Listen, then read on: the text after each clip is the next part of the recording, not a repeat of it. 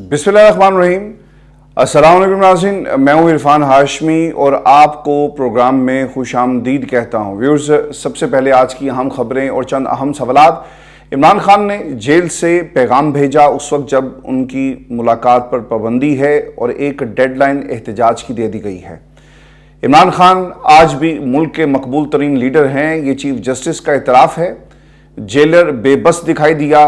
और फिर व्यूअर्स, दूसरी तरफ अतातारड़ के दो झूठ और यूरोपीय यूनियन का इस हवाले से क्या जवाब है ये भी मैं आपको बता देता हूं। लेकिन इमरान खान ने जेल से क्या पैगाम दिया। व्यूअर्स, अडयाला जेल में अल कादिर ट्रस्ट केस की समाअत हो रही है और इमरान खान के वकील हैं जी अली जफर साहब।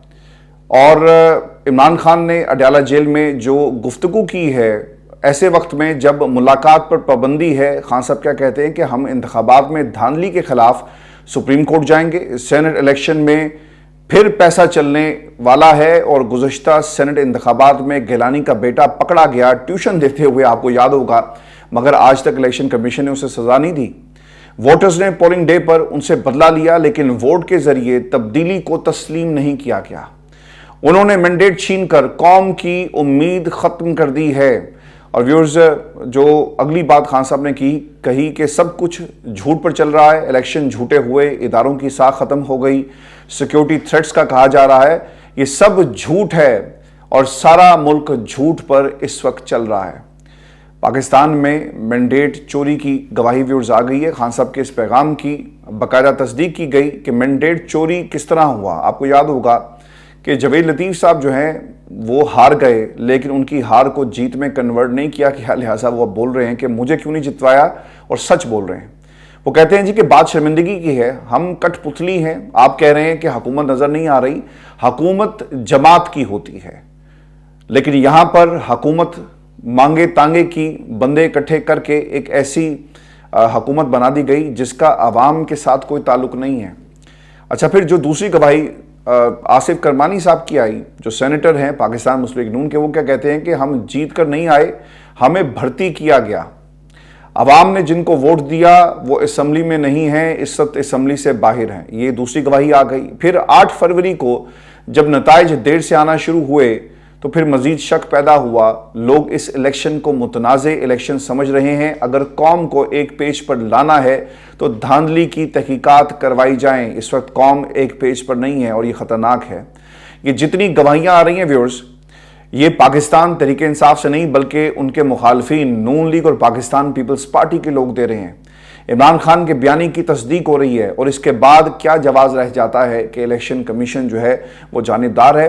खान साहब ने जो जेल से पैगाम दिया ना, आपको ये याद रखना चाहिए कि ऐसे वक्त में जब उनकी गुफ्तगू पर पाबंदी है उस वक्त उनकी मीडिया से बातचीत हुई और उन्होंने इस पूरी हुकूमत को, इस निज़ाम को और इस इलेक्शन को, इन अदालतों को एक झूठ का सिस्टम करार दे दिया है। व्यूअर्स, आने वाले दिनों के अंदर इमरान खान एक डेडलाइन दे रहे हैं एहतजाज की और इसके हवाले से भी मैं आपको बता देता हूं कि ये डेडलाइन असल में है क्या। और व्यूअर्स, बाज़ लोगों का ये ख्याल था कि पाकिस्तान तहरीक इंसाफ जो है वो घर बैठ जाएगी, चुप होकर गिरफ्तारियां होंगी। लाहौर में दहशतगर्दी के मुकदमा दर्ज किए गए, लेकिन पाकिस्तान तहरीक इंसाफ पीछे नहीं हट रही। डेडलाइन खान साहब की तरफ से दी गई और शेर अफजल की वार्निंग आ गई है। वो क्या कहते हैं जी कि हम हर सूरत सड़कों पर आएंगे, बेशक ये हमें मार दें, लाशें बिछा दें, लेकिन इसके बावजूद जो है हम अपने मैंडेट को वापस लेकर सर पर कफन बांध कर निकलेंगे। पाकिस्तान तहरीक इंसाफ के ये बयानात एक वाज़ेह पैगाम दे रहे हैं कि वो किसी सूरत भी किसी के सामने नहीं झुकेंगे और हर सूरत एहतजाज होगा। और एहतजाजी सियासत जो है वो हमें हर रोज़ पाकिस्तान के अंदर अब नज़र आएगी। सेनेटर अली जफर साहब के अगर आप बयान को देखें तो वो क्या कहते हैं जी कि तहरीक इंसाफ ने फैसला किया है कि हुकूमत के खिलाफ एहतजाजी तहरीक शुरू करने के लिए रमज़ान के ख़त्म होने का इंतज़ार ना किया जाए, बल्कि रमज़ान के दौरान ही दीगर सियासी जमातों के साथ मिलकर पाकिस्तान तहरीक इंसाफ जो है अब ये ग्रैंड अलायंस और तहरीक चलाएगी और धरने दिए जाएंगे। अगर जेल जाना पड़ा तब भी हम जेल जाएंगे, लेकिन हम पीछे नहीं हटेंगे। एक वाज़ेह पैगाम आ गया पाकिस्तान तहरीक इंसाफ का कि हर सूरत जो है वो एहतजाज होगा। और इसमें आपको ये भी बता दूँ कि इमरान खान से मुलाकात और इस मुलाकात के हवाले से 2 केसेस की समाअत जो है वो इस्लामाबाद हाई कोर्ट के अंदर हुई है। ایک شیر افضل مروت صاحب ہیں جی، انہوں نے جو عمران خان سے ملاقات پر پابندی کا جو پنجاب ہوم ڈپارٹمنٹ کا نوٹیفیکیشن تھا اسے چیلنج کیا ہے اور اس پر جو سماعت ہے وہ ہوئی، اور دوسری طرف جیلر اڈیالہ جیل کے جو مالک ہیں یہ کہنا چاہیے وہ، اور اس کے ساتھ ساتھ جو وفاقی حکومت ہے انہوں نے عمران خان سے ملاقاتوں کی جو اجازت کا سنگل بینچ کا اسلام آباد ہائی کورٹ کا فیصلہ تھا اس پر ڈویژن بینچ میں اب یہ اپیل پر چلے گئے ہیں۔ چیف جسٹس عامر فاروق اور جسٹس طارق محمود جہانگیری صاحب جو ہیں وہ سماعت کر رہے ہیں۔ جسٹس سردار اسحاق نے عمران خان سے ملاقات کی اجازت دی تھی جسے وفاق اور جیل سپرنٹینڈنٹ نے چیلنج کیا تھا۔ میں آپ کو ویورز یہ بھی بتا دوں کہ جو سپرنٹینڈنٹ جیل تھے ان کے وکیل عدالت میں پیش ہوئے تو عام طور پہ حکومت جب جاتی ہے تو پوری طرح فیسیلیٹیٹ کیا جاتا ہے، لیکن یہ پہلی مرتبہ ہوا کہ دلائل سننے کے بعد چیف جسٹس عامر فاروق صاحب نے جیلر کے جو وکیل صاحب تھے انہیں مخاطب کرتے ہوئے کہا کہ آپ جو دلائل دے رہے ہیں ہمیں آپ مطمئن نہیں کر سکے کہ آپ نے عمران خان کی جو ملاقاتیں انہیں کیوں روکا، اور جو ڈیٹیلز آپ اس عدالت کے سامنے ریکارڈ پر لا رہے ہیں وہ اتنی پائیدار نہیں ہے کہ یہ اسے مان لیا جائے کہ آپ ٹھیک کہہ رہے ہیں۔ چیف جسٹس صاحب نے پھر یہ بھی کہا کہ سپرنٹینڈنٹ اڈیالہ جیل اگر ٹھیک سے کام کر رہے ہوتے، یہ بہت اہم نقطہ ہے کہ اگر آپ ٹھیک سے کام کر رہے ہوتے تو عمران خان سے ملاقات کے لیے روزانہ کی بنیاد پر درخواستیں اسلام آباد ہائی کورٹ میں نہ آتی۔ اگر اسلام آباد کے متعلقہ قیدیوں کی درخواستیں ایسے ہی آتی رہی تو پھر ہم صرف یہی کام کریں گے کہ آپ کسی کو روکیں گے اور لوگ ہمارے پاس آئیں گے اور پھر ہمیں اس درخواست کو سننا پڑے گا۔ جیلر کے وکیل نے جو سوال اٹھایا جی وہ یہ کہتے ہیں کہ جسٹس سردار اسحاق نے عمران خان کو بڑی جماعت کا نمائندہ کیوں لکھا؟ انتہائی اہم سوال اور اس کا انتہائی اہم جواب دیا گیا۔ چیف جسٹس صاحب یہ کہتے ہیں کہ سنگل جج نے اپنے آرڈر میں لکھ دیا کہ عمران خان ایک بڑی سیاسی جماعت کی نمائندگی کرتے ہیں۔ اگر کوئی جج نہ بھی لکھے تو آپ اس حقیقت کو کیسے انکار کر سکتے ہیں کہ عمران خان ایک بڑی جماعت کے قائد نہیں، نمائندگی نہیں کرتے، سربراہ نہیں ہے؟ لہٰذا چیف جسٹس نے تسلیم کیا کہ عمران خان پر 200 کیسز ہیں، یہ بھی انتہائی اہم نقطہ، اور اس کو کس طرح جسٹیفائی کیا کہ ایک مقدمے والے کو ہفتے میں ایک مرتبہ اپنے وکیل سے ملاقات کی اجازت ہوتی ہے، یہ ایک سٹینڈرڈ پروسیجر ہے، اور جس پر 180 مقدمات ہوں تو اس کو وکیل سے ہفتے میں ایک ملاقات کا کہنا تو مناسب نہیں ہے۔ 180 مقدمات والے کے آخری مقدمے کی باری پھر 3 سال بعد آئے گی، اور دوسری طرف پریس کانفرنسز کر کے جسٹیفائی اس پابندی کو کیا جا رہا ہے۔ ویورز، عمران خان کو انٹرویو کی اجازت بھی ہے، یہ بھی عدالت نے کہا، اور یہ دوسری طرف سے ایڈوکیٹ جنرل صاحب جو ہیں انہوں نے اس کو تسلیم کیا کہ ہر قیدی کو 14 دنوں میں خاندان اور دوستوں سے ایک بار ملاقات اور انٹرویو کی اجازت ہے۔ اگر آپ دیگر معاملات میں قانون لے کر آئیں گے تو پھر اس کو بھی آپ کو فالو کرنا پڑے گا۔ اہم سوالات جو اس سے جڑے ہوئے ہیں کہ پاکستان تحریک انصاف کے جو تحفظات ہیں انہیں ایڈریس کس طرح کیا جائے گا، اور بیرسٹر گوہر یہ کہتے ہیں کہ ہمیں بتایا گیا کہ 2 ہفتوں تک دہشت گردی کے خطرے کے باعث ملاقات نہیں ہوگی۔ عمران خان کی جان کو پھر سے خطرہ ہے، مطالبہ کرتے ہیں کہ ملاقات کے لیے انتظامات کیے جائیں۔ اگر پاکستان تحریک انصاف کو تحفظات ہیں تو انہیں ملاقاتوں کی اجازت جو ہے وہ دے دینی چاہیے تھی۔ اچھا جی، اب دوسری طرف سرکاری اور جیلر کے وکیل جو ہیں وہ عدالت کو قائل نہیں کر سکے، اور ایڈوکیٹ جنرل اسلام آباد خود یہ کہتے ہیں کہ ہر قیدی کو 14 دن میں ملاقات اور انٹرویو کی اجازت دی جانی چاہیے۔ پھر عمران خان کو یہ اجازت کس بنیاد پر نہیں دی جا رہی؟ یعنی پولیٹیکلی عمران خان کو ٹارگٹ کیا جا رہا ہے، اس کے علاوہ اس میں کوئی منطق نہیں ہے۔ پھر ویورز، سینٹ الیکشن آپ کے قریب آ رہے ہیں۔ پاکستان تحریک انصاف کا مینڈیٹ چوری کرنے کی تیاری کی جا رہی ہے، جس طرح مخصوص نشستوں سے محروم رکھا گیا، اب سینٹ الیکشن میں بھی مشاورت کی اجازت نہ دے کر جمہوریت کی، پاکستان کے اندر بحالی کی جو ہونی چاہیے تھی، اگر حکومت اس میں رکاوٹیں ڈالے گی تو عدالتوں پر یہ ایک قرض ہے اور فرض ہے کہ وہ اس کا کوئی راستہ نکالیں۔ اور ویورز، آپ کو یہ بھی خبر دے دیں کہ عمران خان کی جیل میں ملاقاتوں کی پابندی اور اس کہانی کا بھی ڈراپ سین ہو گیا، اور اس کا ڈراپ سین حکومت نے خود جو ہے وہ کر دیا، ایک نیا الزام لگا کر پاکستان تحریک انصاف پر،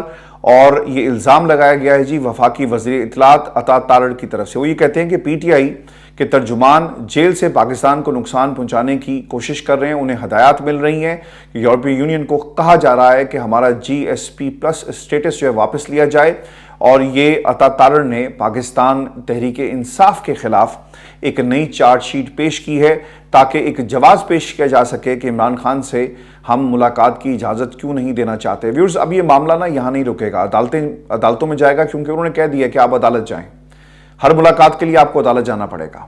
حکومت کے پاس ثبوت کون سے ہیں کہ عمران خان یا تحریک انصاف کے کسی بھی فرد کی طرف سے اس اسٹیٹس کو ختم کرنے کا یورپی یونین سے رابطہ کیا گیا؟ آپ کو یاد ہوگا ویورز کہ IMF کا جو پروگرام تھا نا، اس حوالے سے جو تحقیقات خان صاحب نے کہا کہ ہونی چاہیے، اس کا باقاعدہ طور پر خط بھی لکھا گیا اور اس کے ساتھ ساتھ اس کو میڈیا پہ ریلیز بھی کیا گیا، اور عمران خان نے خود صحافیوں کو بتایا کہ وہ یہ خط لکھنے جا رہے ہیں۔ اگر یورپی یونین سے پاکستان تحریک انصاف کی ایسی کوئی کمیونیکیشن ہوئی ہے تو اس کا کوئی واضح ثبوت جو ہے وہ حکومت کو دینا چاہیے۔ PTI نے اگر ایسا کوئی خط لکھا ہوتا یا کم از کم ملاقات کی ہوتی تو اس کے بارے میں بھی بتایا جاتا۔ عطا تارڑ صاحب نے سیدھا الزام پاکستان تحریک انصاف اور عمران خان پر عائد کر کے ایک نئی چارج شیٹ تحریک انصاف کے خلاف جو ہے وہ جاری کی ہے، لیکن بات نا یہاں رکے گی نہیں، آپ کو ثبوت دینے پڑیں گے، کیونکہ دوسری طرف سے اس کا ایک ریئیکشن آیا ہے۔ اور میں اگر یہ کہوں کہ بلی تھیلے سے باہر آ گئی ہے ویورز، تو یہ بالکل بھی غلط نہیں ہوگا۔ جیل مینول کے مطابق قیدی کو ہفتے میں 1 ملاقات کی اجازت ہے۔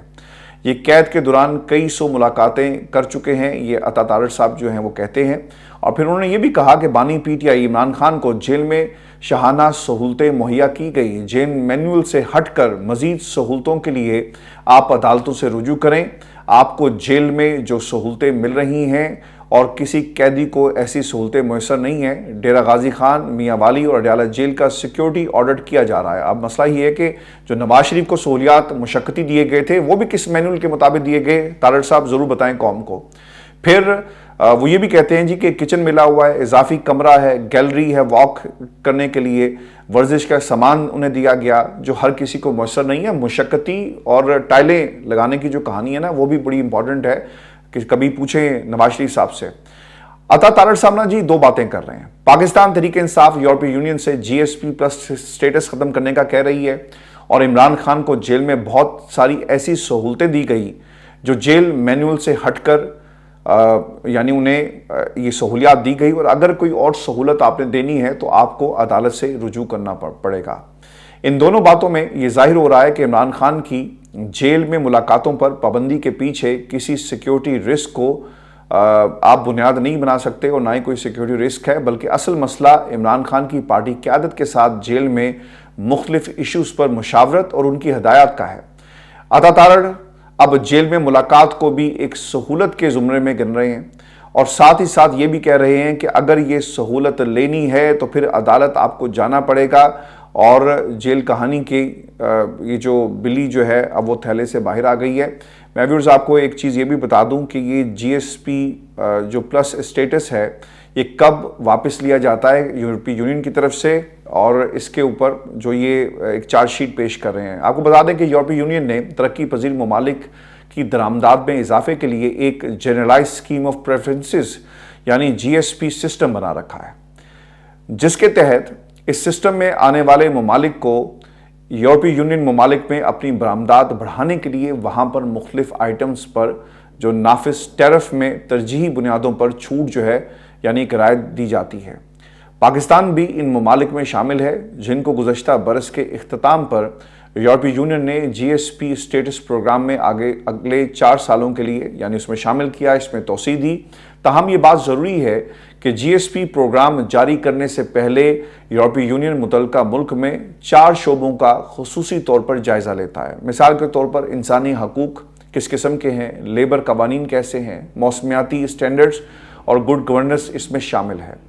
انسانی حقوق کی صورتحال اس وقت پاکستان میں بالکل بھی اچھی نہیں ہے۔ آپ کو بتا دیں کہ انٹرنیٹ بندش کے ساتھ ساتھ سماجی رابطے کی ایپ ایکس 17 فروری سے پورے ملک میں اسے بند کر دیا گیا۔ پاکستان تحریک انصاف کی کئی خواتین بدستور جیلوں میں اس وقت بند ہیں۔ انسانی حقوق آپ کے سامنے ہیں۔ پرامن احتجاج کرنے پر پاکستان تحریک انصاف کے ورکرز پر دہشت گردی کے مقدمات قائم کیے جاتے ہیں اور ان کو گرفتار کیا جاتا ہے۔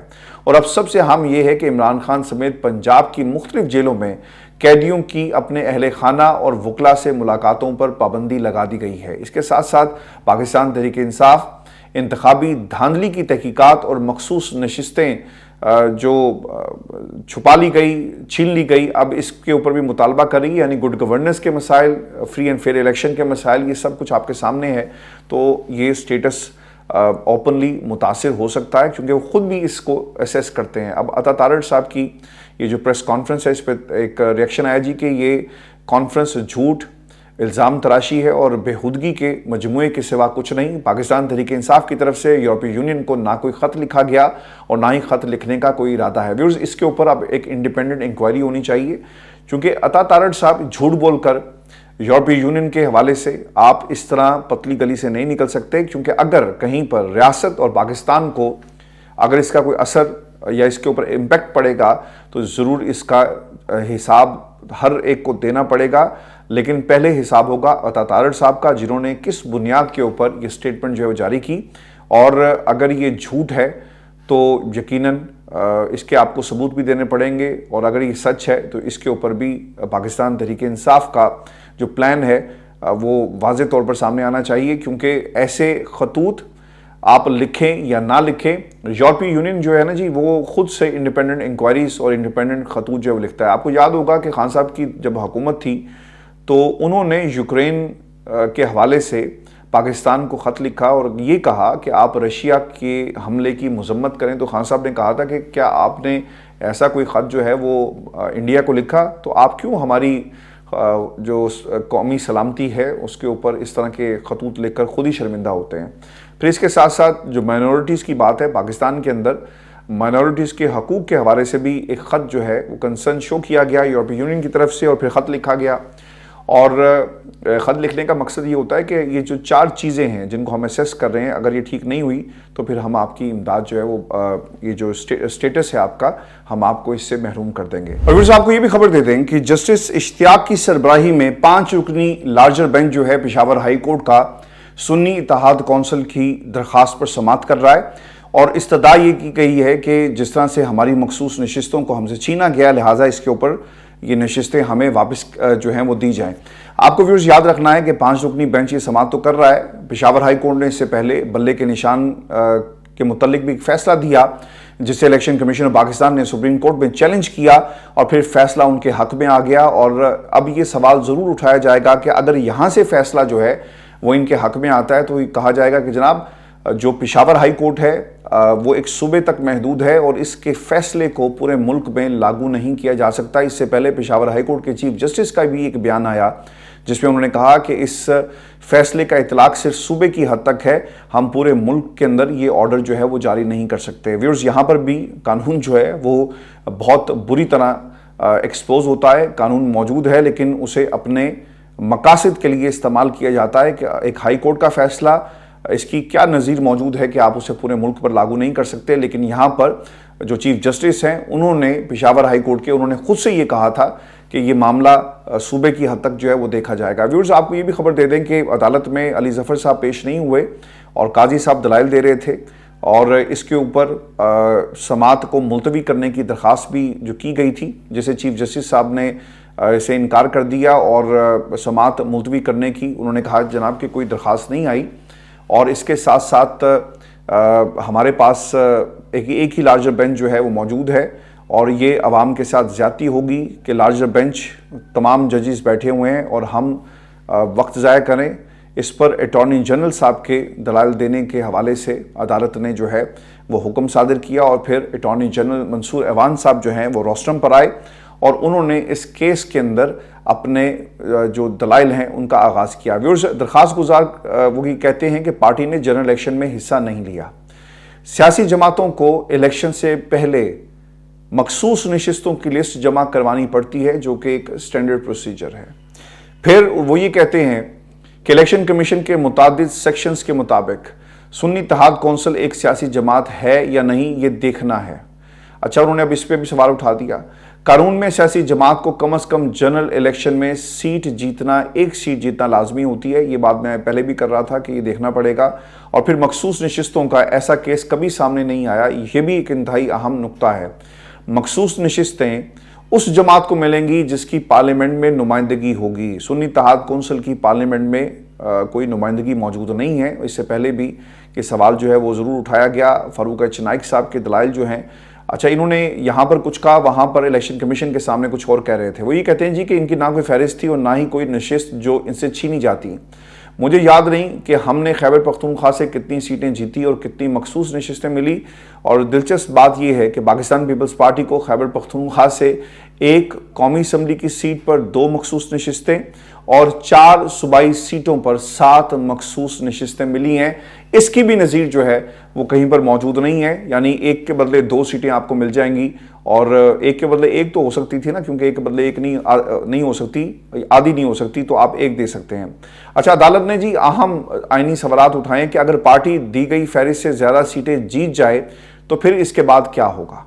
इंतहाई अहम नुकता है जो अदालत की तरफ से उठाया गया। और अगर कोई जमात मखसूस नशिस्तों की लिस्ट जमा ना कराए और अगर वो जमात पाकिस्तान की बड़ी जमात हो तो इलेक्शन एक्ट इस मामले में क्या कहता है, यानी एक अभाम जो मौजूद है, सुकम मौजूद है, इसकी निशानदही की गई है अदालत की तरफ से। फिर इलेक्शन एक्ट 2017 पास करते वक्त पार्लियामेंट मखसूस नशिस्तों का मामला ज़ेर गौर नहीं लाई कि मखसूस नशिस्तों का उस वक्त क्या होगा जब ऐसे हालात पैदा होंगे। और फिर व्यूअर्स, अटॉर्नी जनरल ने इसका जवाब दिया कि मखसूस नशिस्तों की फहरिस्त फॉर्म 66 पर होती है, लेकिन उन्होंने फॉर्म 66 दिया ही नहीं।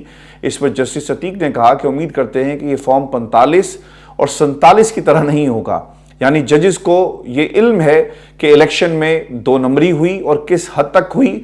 और इस वक्त पाकिस्तान में बच्चा, बूढ़ा, अदालतें, निज़ाम सब चीख कर कह रहा है कि ये फॉर्म 45 और 47 की पैदावार है। इन तमाम सवालात के सरकारी वकील और अटॉर्नी जनरल के पास कोई वाज़ेह जवाब जो है वो मौजूद नहीं थे। और फिर अदालत ने केस की समाअत जो है वो कल तक के लिए मुलतवी कर दी। अब देखना ये होगा कि अदालत इस हवाले से क्या फ़ैसला देती है, और अगर देगी तो काजी साहब इस फैसले को, यानी इलेक्शन कमीशन ऑफ पाकिस्तान को रेस्क्यू करने के लिए क्या इकदाम जो हैं वो उठाते हैं और किस किस्म का फैसला जारी करेंगे। व्यूअर्स, ये शो था आज का हमारा। अपने कमेंट जरूर भेजिएगा, चैनल को सब्सक्राइब करना मत भूलें। इजाज़त दीजिए, अल्लाह ने के बाद।